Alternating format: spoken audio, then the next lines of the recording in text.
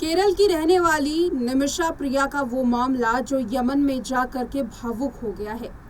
आज निमिषा प्रिया की बेटी के बारे में आपको बताएंगे। निमिषा प्रिया की बेटी जो अपनी मां का इंतजार कर रही है कि कभी तो मां आएंगी। स्क्रीन पर आप निमिषा की परिवार को देख सकते हैं। हालांकि हमने बेटी का चेहरा ब्लर कर दिया है। निमिषा प्रिया की बेटी को इस बात का बिल्कुल भी अंदाजा नहीं है कि उसकी मां शायद अब इस दुनिया में चंद दिनों की मेहमान है। 16 जुलाई को यमन की कोर्ट का फैसला था कि निमिषा को सजाए मौत दी जाएगी, लेकिन अभी फिलहाल सजा को टाल दिया गया है।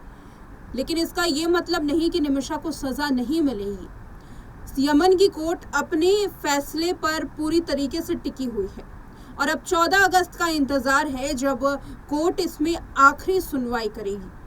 अब यह आखिरी सुनवाई किस मोड़ पर जाएगी ये तो आने वाले वक्त में पता चलेगा, लेकिन निमिषा की बेटी का अगर आप हाल सुनेंगे तो आपकी आंखों में भी आंसू आ जाएंगे।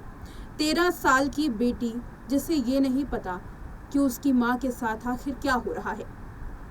साल 2017 में निमिषा को सजा सुनाई गई थी। वो जेल में यमन की बंद थी।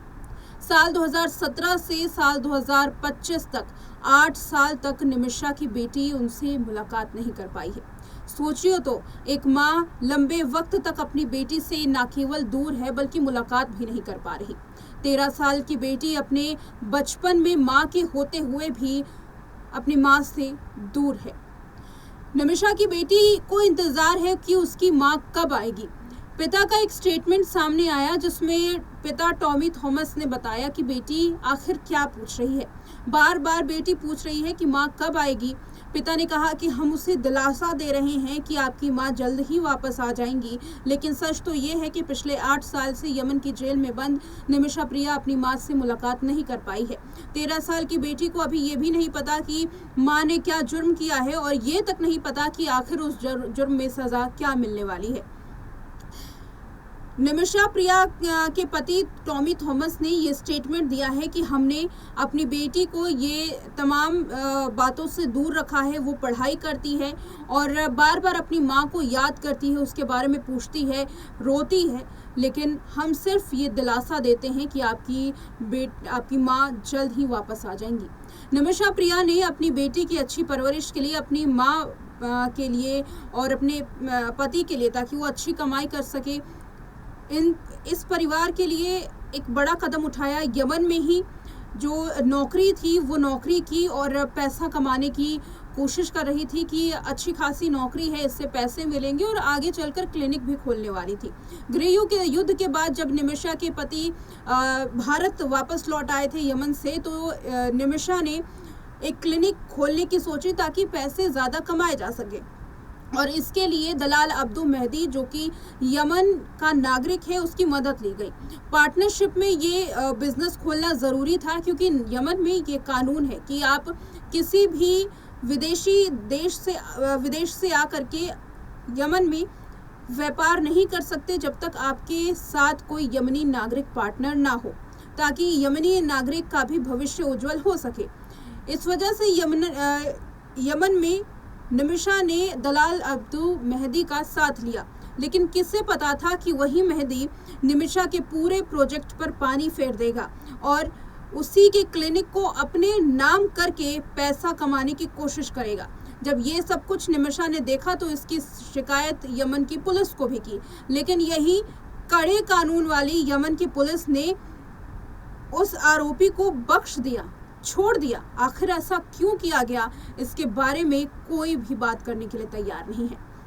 यमनी नागरिक को जब पुलिस शिकायत के बाद भी जमानत पर छोड़ दिया गया तो बदले की भावना में दलाल अब्दू मेहदी ने न केवल पासपोर्ट जब्त कर लिए बल्कि उत्पीड़न भी करने लगा, जिसकी वजह से निमिषा ने अपने पासपोर्ट को हासिल करने के लिए उसे बेहोशी की दवाई देने की सोची, ताकि बेहोशी की दवाई दे करके पासपोर्ट हासिल किया जा सके एकदम फिल्मी तरीके से।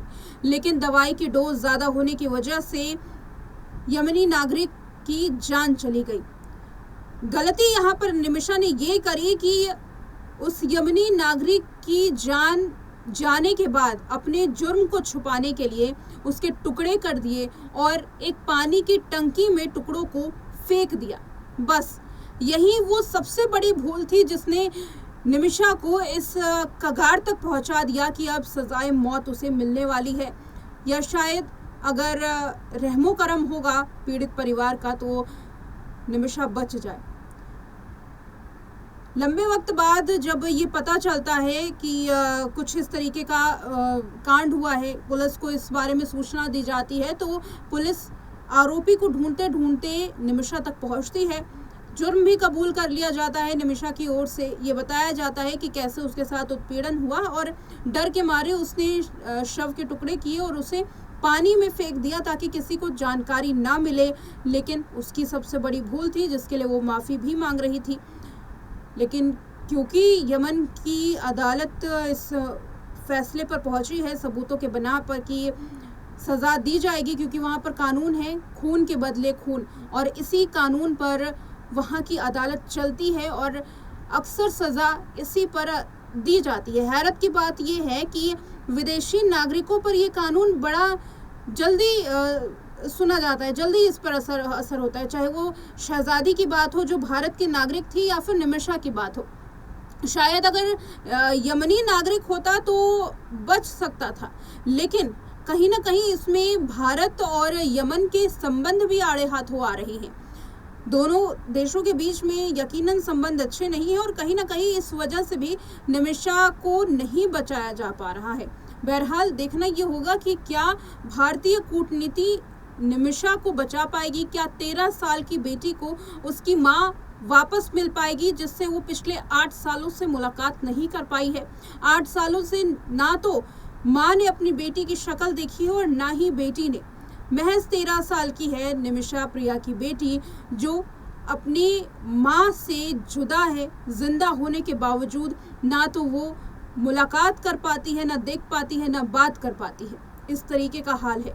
ये कहानी सुनने के बाद, केस को जानने के बाद लोगों के रोंगटे खड़े हो जाएंगे। इसमें हर परिवार के एक सदस्य का निमिषा के साथ एक भावुक जो नाता है वो जुड़ा हुआ है। कई तरीके की ऐसी कहानियां सामने आ रही हैं जो भारत के लोगों को अंदर से कचोट रही हैं और इंतज़ार हो रहा है कि कब इसमें सरकार अहम कदम उठाए और जल्द से जल्द इंसाफ हो।